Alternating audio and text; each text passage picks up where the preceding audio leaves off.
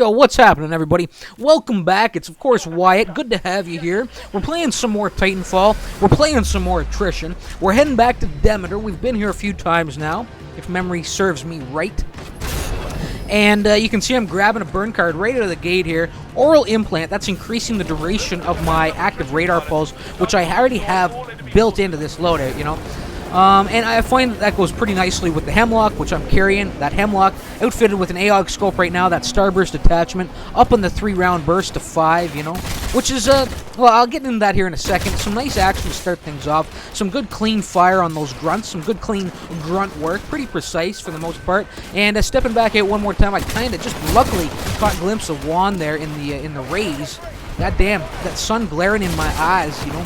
That was a tough kill as I stepped back into the safety of some cover. Put down Queen D as he moves into the chaos of the battle, and then I get put down myself, you know. So a good little, some real hectic action there to start things off, or quite a clash playing out. You know, it wasn't too hectic. I was posted up for the most part, putting down targets as they moved across my line of sight, you know. Anyway, coming back to life, it was a good goddamn thing I chose the upper window, you know. It gave me an opportunity to move right into cover, and after catching that silhouette up on the pipes there on the upper tier, and a pretty clean exchange. 1 for 1 there, really nothing I could do. Second man was pretty nicely concealed in that window, and by the time I knew I was facing a little fire, I was done, you know.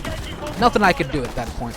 Anyway, go back to post up here one more time. This seems to be where the battle is really playing out here, where the action is the thickest, you know, and I'm capitalizing on the situation. Real piss poor satchel charge as I drop down off my location, looking to reposition, and right there, running into a cloaked enemy pilot, running around the backside, looking to flank us, apparently, or come in on our 6. Before I knew whether it was friend or foe, I was eating a foot to the face. God damn! Send me packing.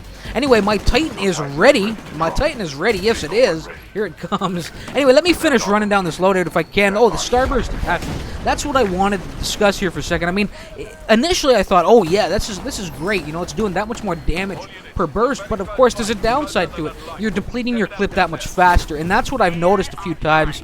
And it's cost me my life. You know, but if you're not hitting on the mark with that starburst attachment, you're gonna find yourself reloading at the most inopportune moments. You know, and it's gonna cost you your life a few times. You know, so watch out for that. Anyway, let's. I'll bypass the rest of the loadout for the time being. We'll take a look at the Atlas that has fallen in. It is the Atlas. We'll take a look at the Titan. Did I say Titan or did I say Atlas? It's the Atlas Titan. Regardless, with the arc cannon on there, you see that.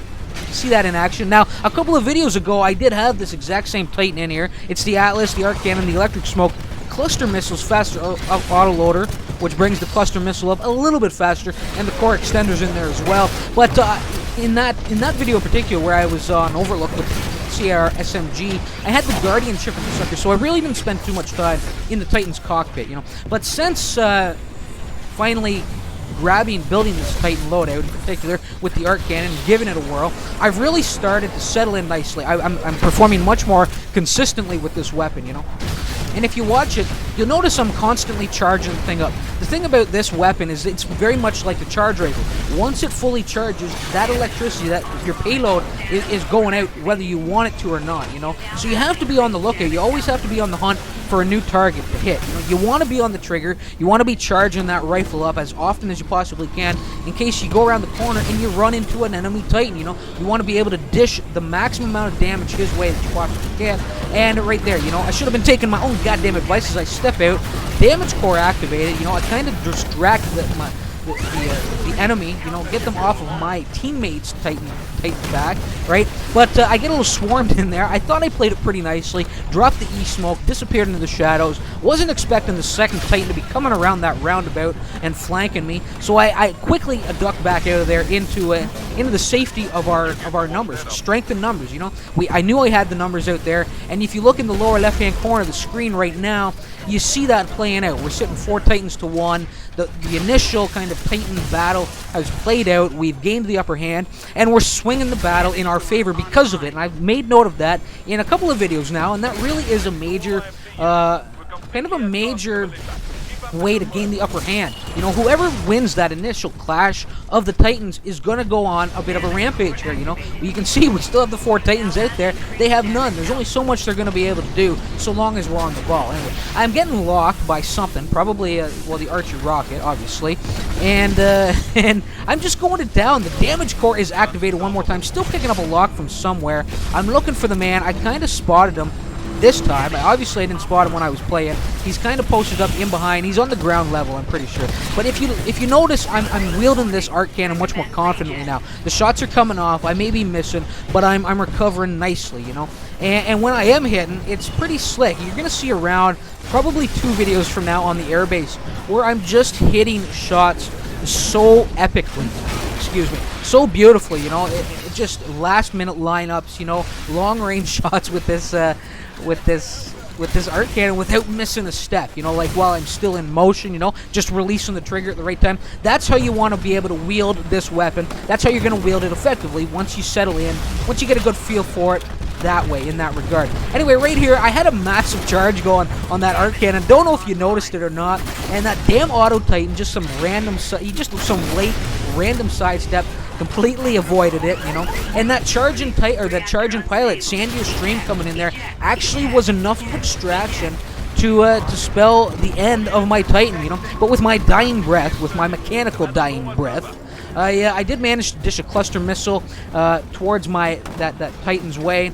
Took out the Titan, took out a couple of pilots in the whole process, and managed to eject to safety, you know. So that was pretty nice, and not missing a beat, you know. Getting right into things, putting down Ghost, tracking him nicely. Now I get my active radar pulse going here. Had a little, thought it was a little tricky there, trying to figure out who was the actual enemy there and how he's gonna get the shot lined up. Doing a little grunt work here in the central building. Pull out the satchel charge to try and put down the cluster of them a little bit faster. Now right here, the AOG scope spells my demise here as I zoom in, probably unwisely, against that approaching Spectre. It gives this man right here, who was it? Juan, big player on the other team, gives him the opportunity to get in my blind spot and kick me to death. Stomp a mud hole on my brain, you know, I don't know. Anyway, my Titan comes in. I don't know if you noticed that. Did the Warp Fall transmitter come into play there? I think it did. I think I got a Doom Titan. I wasn't even really looking right at the screen when it happened, but I think I got the death from above, Titanfall, which is always nice to see when that Warp Fall transmitter comes into play, you know, And victory is ours, and that's how, if you can rule the ground with your Titans, if you play well as a team, when the Titans are on the battlefield, you don't get yourself into situations where you're grossly outnumbered, and you try and maintain your numbers. Don't go out there trying to be a goddamn hero all the time in your Titan. Stick with the team, run as pairs or run as a squad, and gain the upper hand when it really counts. And during that initial Titan clash, that initial clash of the Titans, you know, that's when you need to gain the upper hand in these battles, and that's what's going to spell victory for you, you know, most of the time. If you can do that, you can do it. Obviously, it's not going to happen every time. Some players are good enough they can recover, you know, recoup from that, and can work the Titans down, but that certainly didn't happen here. It certainly didn't. We gained the upper hand, and we kept it. And there we go. Big points there. Look at that. Spectacular attrition. Spectacular attrition score. 122 attrition points coming in. Big numbers across the board. 13 pilot kills. 4 Titan takedowns. 56 goddamn minions. And that was a lot. That had a lot. Well, it was both. There was some good Hemlock work against the grunts, but there was a lot of great, just kind of stomping, you know, with the Titan, and some great arc cannon work against like the Spectres. And if you'd been noticing, there were moments where you actually saw the arc cannon, the electricity arc from one Spectre to the next when I caught them in a cluster, you know, when they had just kind of moved into an area as a squad, right? So the arc cannon pretty effective in that regard. 4 deaths kept in check for the most part. A lot of them took place, you know, 3 of them I think took place early on in the game, when there was that initial bit of chaos playing out on that one side of the main building, you know, one side of the field. Anyway, let's run down a few more names and numbers here. Hoganic, 55 with 55 attrition points, 4 pilots, 4 Titans, pretty nice there. 26 minions, good numbers for the most part. 5 deaths, pretty reasonable. This Evo Tasker here, 7, 1, 12, and 5 with 44 attrition points, just coming up a little short of that standard, that average 50 that you want to shoot for. 1 to 0. 62 attrition points. Big player, like I said, on the other team. That Queen D, she was pretty good as well, but she bowed out at some point, you know, had enough Or maybe just lost connection. Who knows? Pilot kills for Juan, 9. 1 Titan, 23 minions, 5 deaths. Real respectable performance there. Ghost right below him. Pretty respectable as well. Of 5 with 54 attrition points. Of 5 pilots, 3 Titans, 21 minions, and 6 deaths. I think that's enough said right there. I thank you all for stopping by. I hope you enjoyed that video. I hope you're enjoying the Titanfall action. I hope you thumb it. Until next time, all. Well, you all know how this tale ends, don't you? Yes. Remember why it hurts. Later.